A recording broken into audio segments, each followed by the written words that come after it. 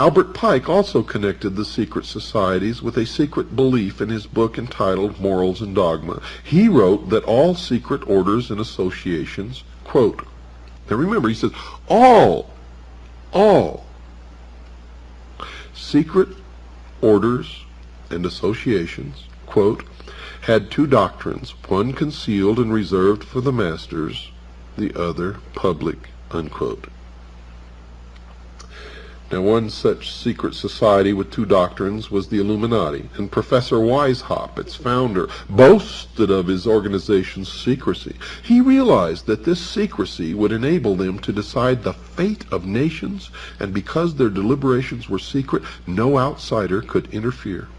He wrote this, quote, "The great strength of our order lies in its concealment. Let it never appear in its own name, but always covered by another name and another occupation," unquote. Weishaupt later wrote about that secrecy in a letter to a fellow member of the Illuminati. Quote, "Nothing can bring this about but hidden societies. Hidden schools of wisdom are the means which will one day free men from their bonds. Princes and nations shall vanish from the earth," unquote. Well, folks, you've heard all through this series of broadcasts about a group of men, supposedly with the only truly mature minds in this world, who are going to set up a utopia on earth, a heaven on earth, if you will, and that they're the ones who are going to rule through a benevolent despotism, and they call this utopia the Great Society, the New World Order, the utopian philosophy, all of these things. Now, Lyndon Baines Johnson was a member of this secret society. He was, in fact, a 33rd degree Freemason, and his great society that he envisioned was exactly what we're talking about here. And you can see that Johnson, a great socialist, a Marxist, secretly, set us on the road to socialism by setting up this great welfare state, which he called the Great Society. It's one and the same, folks. It's the same. George Bush's New World Order is the same. The New World Order that our forefathers envisioned was the same. The Great Society talked about during the Peasants' Revolt in England was the same. The same that is coming unless we wake up to stop it.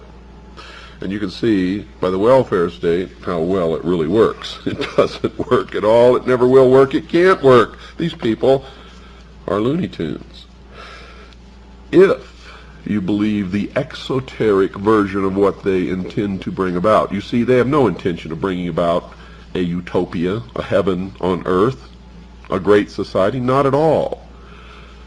That's to lure the unwary, the foolish, the great mass of followers that make up the lower degrees of this secret society, so that they will support the completion of the great work, the plan. They really intend this to be something along the lines of what Hitler attempted to establish. They talk about it in terms of a great cleansing, where certain religions, certain peoples, certain races will literally be eliminated from this earth. And they are convicted through their own words, ladies and gentlemen, as you are hearing tonight, you've heard in other broadcasts. For when I feel that you are getting to the point where you're not understanding what's happening, I go back, as I'm doing tonight, and quote these people directly from their own mouths. Let me continue. The secret societies were created to bring the world to the new society known as the New World Order. The members of these organizations obviously feel that their goals are so noble that they may perform whatever tasks are required to bring them to that goal and that goal to fruition. This means, folks, that murder, plunder, and lying all become acceptable as long as these methods assist its members in obtaining their goal. But the Freemasons, or Francmasones as the true term began, want the world to know that they are not one of the societies involved in changing the world's civilization, and they're quick to rush to their own defense. However, when you go back and read their own history and their own words, you can see that they have literally no defense, for they are convicted by the words of their leaders, by the very words of their leaders, and, folks, by their deeds. For it was General Albert Pike who created, through the Scottish Rite of Freemasonry, the Knights of the Ku Klux Klan. It was the Scottish Rite of Freemasonry that created the branch known as B'nai B'rith, which then created the ADL, or the Anti-Defamation League, which is nothing but an organization of criminals who have murdered, who have bombed, who have lied, and just recently one of their revealed crimes was spying, putting spies within the police organizations of the United States of America and spiriting out files and records. And all of the Jews in the United States support this criminal organization, to their great shame. And those of you who feel that the Jews are responsible for all of this, you are wrong. Most Jews don't know any more about this than you did, and they are being used just as you are being used, just as I have been used in my life. In all time, truth has been hidden under symbols, wrote Albert Pike. And he also wrote this: symbols are nevertheless ingenious veils that cover the truth. Now, Albert Pike was the sovereign grand commander of the southern jurisdiction of the Scottish Rite of Freemasonry. The Scottish Rite now controls world Freemasonry. There certainly seems, folks, to be a power in knowing something that you can't tell your family, friends, children, or business acquaintances. And Adam Weishaupt said it best with this selection from his writings, quote, "Of all the means I know to lead men, the most effectual is a concealed mystery," unquote. And that is true. I've found in my research that the vast fools, the followers, flock to the mysteries and the promise of learning some secret during their climb up the ladder of degrees of initiation. The truth is that only a very few ever learn anything, and what they learn is how to control the rest. The power of hidden symbols was alluded to by another writer, this time Foster Bailey, in his book entitled The Spirit of Freemasonry. Quote, "A symbol veils or hides a secret, and is that which veils certain mysterious forces. These energies, when released, can have a potent effect," unquote. And indeed they can, as we are all feeling now the pinch of the power. There are many who can attest to that simple truth. Organizations with concealed or secret initiation ceremonies abound in America and indeed around the world. College fraternities and sororities teach the college student to accept secret initiation ceremonies and hidden knowledge at a young age.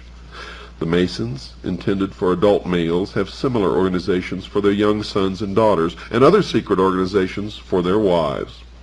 And all of these organizations tend to prepare their male members for further service in the master secret organization, the Masons.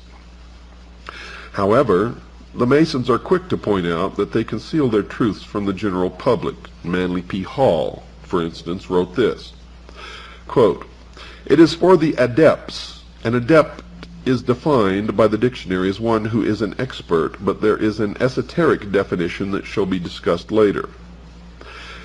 Quote, "It is for the adepts, one to understand the meaning of the symbols," unquote.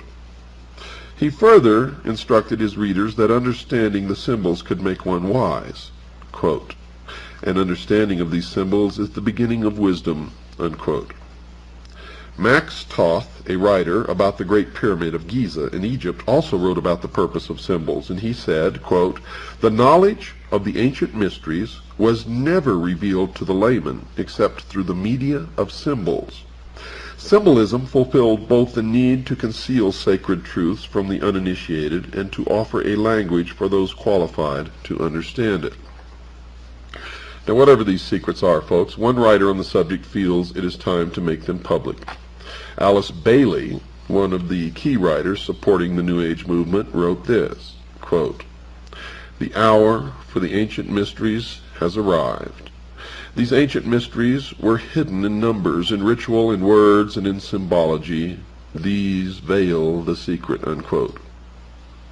Another writer who writes on the order, Carl H. Cloudy, told anyone who read the Masonic literature that he had best understand the language, or they would miss the true meaning of the words.